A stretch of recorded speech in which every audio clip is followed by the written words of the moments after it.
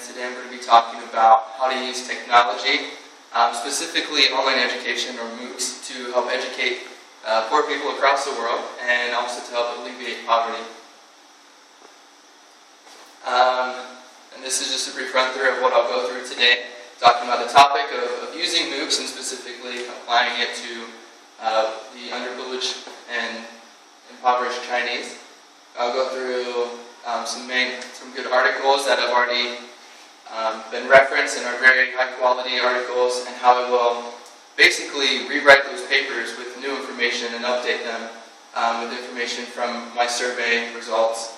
I have a YouTube video that I'll show towards the end, and then I'll go through my research and data and the survey that I've already done, as well as the proposed survey plans that I would like to do for this research. So for those of you who are not aware what a MOOC is, it is a massive open online course, and they are offered on many websites throughout the world in just about every country. In many countries you can find them in your own language and on courses and topics on just about anything.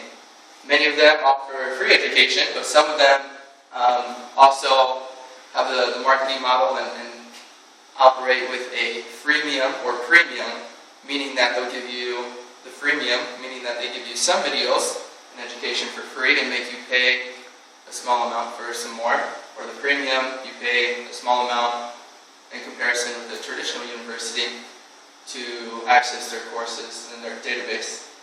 However, these courses were meant to really help educate the poor and to help alleviate poverty, and meant to just help educate people all around the world. But as we see in countries like China, Brazil, and India, 80% of the people enrolled in these online courses are already of the richest and most educated 6% of the population. So these aren't reaching the intended audience. And did you say that you actually had a survey of about 35,000 people that came up with those results? Yeah. Wow, that's pretty impressive. Okay, yeah, so those results are from people worldwide that were surveyed that had already taken online courses. So those statistics of the 80% and the 6% are pretty dang accurate.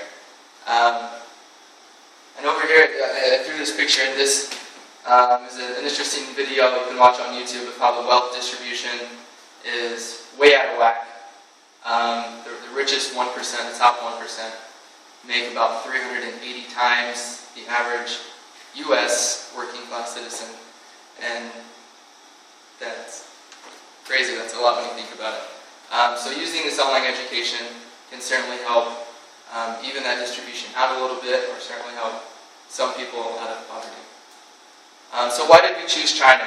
Out of everywhere in the world, why China? There's still many people, although industrialization has happened in China and their economy is doing very well, there's still a good number of people that are still impoverished. And here again, that income gap we talked about on the last page, that wealth distribution, here we see it again, the specific data for China between the urban and rural net income. The gap is just getting wider and wider as time goes on. So China still remains parts impoverished, but they also have been making many strides in education. Out of every country in the world, they spend so much time studying, about twice as much as any average American or Canadian high school student. They spend twice the amount of time Chinese students do studying and working on school-related activities to better themselves and to learn. Oh, that's what you were saying in your previous study. Chinese students studied something like 600,000 minutes through high school, and North Americans are less than 200,000 minutes. Wow, okay. Yeah, it's just a huge difference there. So here's one of the articles that has already been written. It was a very good article I loved. It was from Australia, and it was about a targeted online course, a targeted MOOC. It was designed for healthcare, which is different from my topic, but what it showed is so important and so crucial.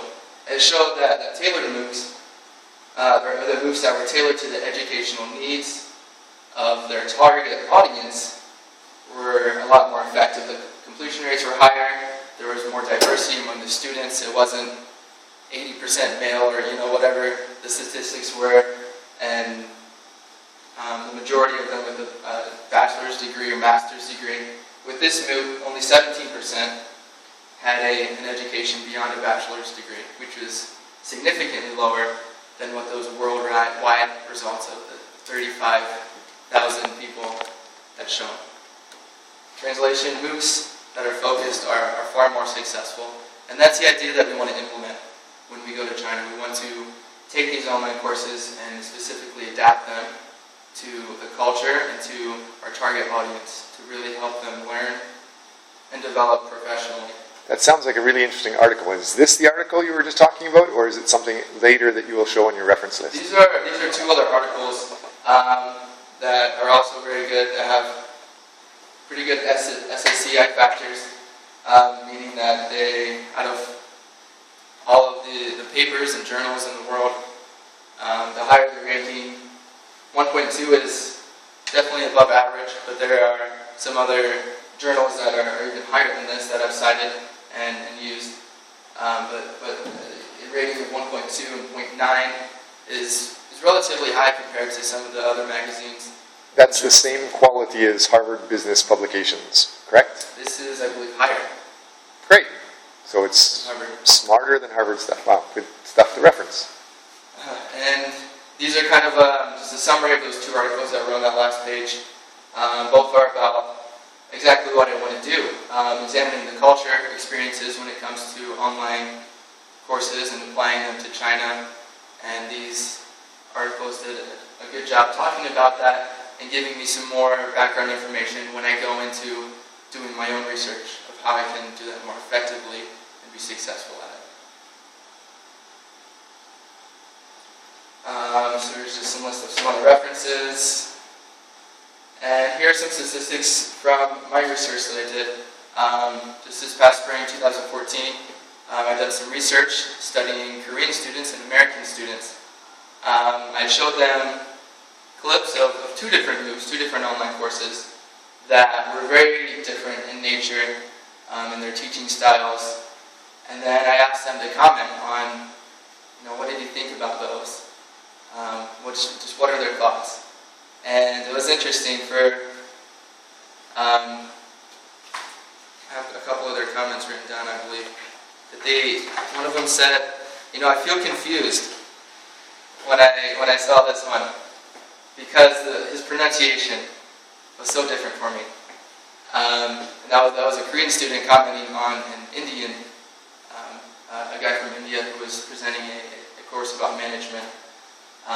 And I was able to just learn and observe what the differences between Korean students and American students, what makes them more motivated, what makes these MOOCs more enjoyable for them. And the reason why I chose Korea is because in some ways, in several ways actually, their culture is very similar to China. For example, when we look, this is some really good research. It looks like my citation, it's at the bottom. This is from Gert Hofstede, who is a cultural expert, genius, one of the top by far in the world. And he has done some extensive research studying the culture, and one of these aspects is individualism. We see that the United States has a ranking of 91, meaning that on average an American person is far more individualistic, wants to be different, wants to be new, more on their own, whereas in South Korea, at a score of 18, and China at a score of 20, are more collective and are more group-oriented. Doesn't mean it's good or bad, just different. And something that's, interesting for me, being able to recognize and observe the difference in culture. So as I studied these students and surveyed them from South Korea, because of these statistics, this extensive research that has been done, I was able to apply, I'm able to apply the findings from my research. They'll be very closely related to the culture in China. So here are some direct results from my surveying. After I asked them about the videos, I asked both the Korean and American students a series of 9 questions, asking them about motivational factors that would or would not compel them to watch or take an online course. 1 being highly motivated, 5 being not motivated. And what we see here is that the Korean student was more motivated, the lower bar is more motivated to watch a course, an online course, if they have a social media recommendation from Kakao, from Facebook, from one of their friends who has watched the video and says, hey, check this out, I like it. Whereas the American student is almost unmotivated when their friend does it. I don't know, maybe they think it's junk mail, maybe they don't like their friend or don't trust their friend, I don't know, but for whatever reason, they're less motivated. And we see that they're a lot closer, they're similar here when we look at, does the website have over 1 million users? Is it a popular website? And here we see that the numbers are very similar, the level of motivation is very similar among Korean and American students at somewhat motivated, but there's still a slight edge to Korean students, which supports the information, the statistics from Gert Hofstede. So when we apply those, before we look at this slide, we can also apply those in China when we market online education, when we market these courses to Chinese students and young adults. We can market them more as a group. We can encourage people to send messages to their friends. Like, you've watched this video, you like it, now please send this to your friends. Let them know about it. So that way, more people are likely to watch. More people will be able to be helped, and that's what we ultimately care about. So this is another interesting piece of information from my survey based on the language of the online course. A lot of online courses are in English. A lot of the ones you may be familiar with are likely to be American MOOCs, but they're all over the world in different languages. So what I did, when I did the survey, they were both taught in English. They had different accents, being from different parts of the world. But when I asked the students, both American and Korean students, how important is it that a MOOC is in your own language? Or would you watch a MOOC how motivated would you be to watch a MOOC if it was in a different language that had Korean subtitles or English subtitles in your native language?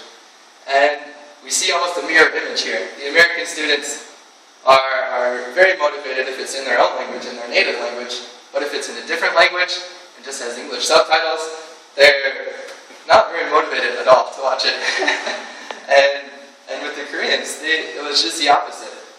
If it's in Korean, their score is 3, which is just neutral, neutrally, like not unmotivated or highly motivated to watch it. But they are pretty motivated, pretty highly motivated to watch a course if it is spoken in a different language with Korean subtitles. So when we have these MOOCs that have already been created, we have thousands, probably millions of videos on the web teaching these great things, these great courses.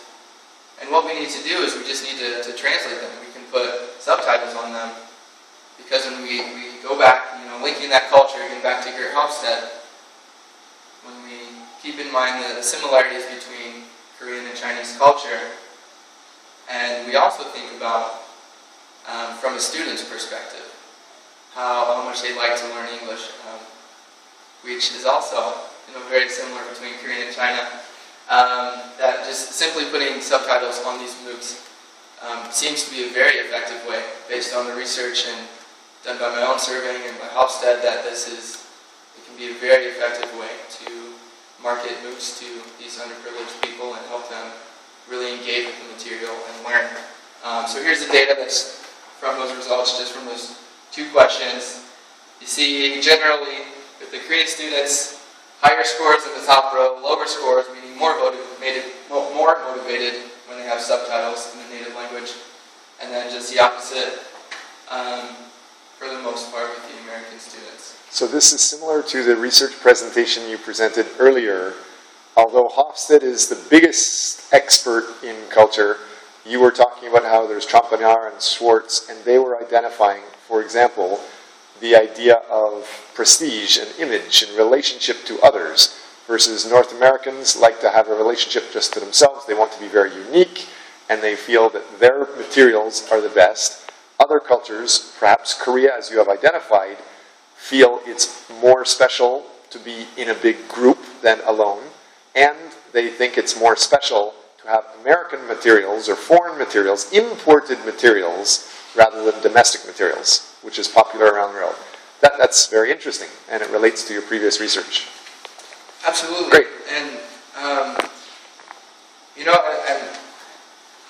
I can almost, expect critics of my research and studies to look at the participants of the survey that I had just done, which involved Korean college students. And perhaps, they'd say, well, of course, they would like to have an English MOOC with Korean subtitles so they can also practice their English skills. And then, say, oh, well, you're surveying, your results are irrelevant. But I think it's actually just the opposite, that actually enforces and holds together my research, proves it to be very effective. Just step on campus at any major university in the United States, Canada, look at the percentage of Chinese students versus any other foreign nationality. It's a lot higher. I don't have the data on me right now to support that, but that's definitely a point to be considered, that China is willing, especially the younger generation, the students, to learn English, to develop their English skills, because they recognize that that's very useful and often equated with success. So because that's, again, very similar, the same in Korea and China, that I believe that supports my survey results. So moving on to what we'd like to do next. I'd like to continue this research, get more data, and then actually bring these MOOCs to China and help change lives, help give the technology that we have with these online courses, give the education to these people that actually need it, and really start helping people. But to do that, we need help from grant foundations. So I plan on applying to the Ford Foundation and perhaps others to get a grant to help continue my research, and then actually do this, to do the project that is statistically proven to succeed. I'm planning to do this quantitative research and talk about the philosophical interpretive methods, and using the data that's already been here, using the studies that have already been done and major theories that have been produced, using these and incorporating them to put it all together to really help these people out. And as you started saying that there are millions of people using these, but usually they're just from the wealthiest of the wealthy families. 80% of them, or 83% you said, were from just the rich areas. Now you have a specific plan how to modify these so that it will benefit the people outside the top 6%. Absolutely. Great. That's the whole reasoning behind this. That's why all the research was done. That's what we are really trying to do and want to do. So here's kind of our focus and what we'd like to do to provide access to education to help fix the distribution of wealth. And here's some more references. Was that a reference where it was 31 impact factor? Yeah. So if Harvard is like almost 0.5, this one is 31 times more valuable than Harvard. Wow. Science Magazine and Nature Magazine are by far the top two most prestigious journals in the world, and I believe, multiple citations from both of those. And you definitely know your stuff. Good job. Thank you. There was an American asking me the other day, wasn't China and Korea almost the same? you showed that their culture is a little bit different, but aren't they both basically poor countries or something? Why aren't you trying to do more in Korea? Do you know the GDP per capita differences or general incomes or anything like that? I know in some areas of China, it's like $1.25 of US dollars.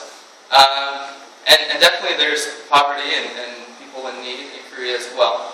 And that's something you can look at as well. So Korean people are getting an average of $1 a day? No. No, not Koreans, Chinese. Nope. In some areas. And the income level, education level in Korea, what was that? The education level in Korea is actually fantastic. It's by far one of the top in the world. I believe only the city of Shanghai ranks above Korea. But as far as secondary education is very high and very well respected. Oh, right. You were saying that was one of the reasons why you were doing this from Korea, because Korea had the highest OECD test scores for education, and Shanghai also. So you're going to take the educational experience from those areas abroad to other rural communities. That's what you're talking about. Okay, right. Absolutely. The OECD studies. To those areas that do have the low income and low education levels. Great. So, are there any more questions? Thank you so much for giving me your time. Okay. Questions?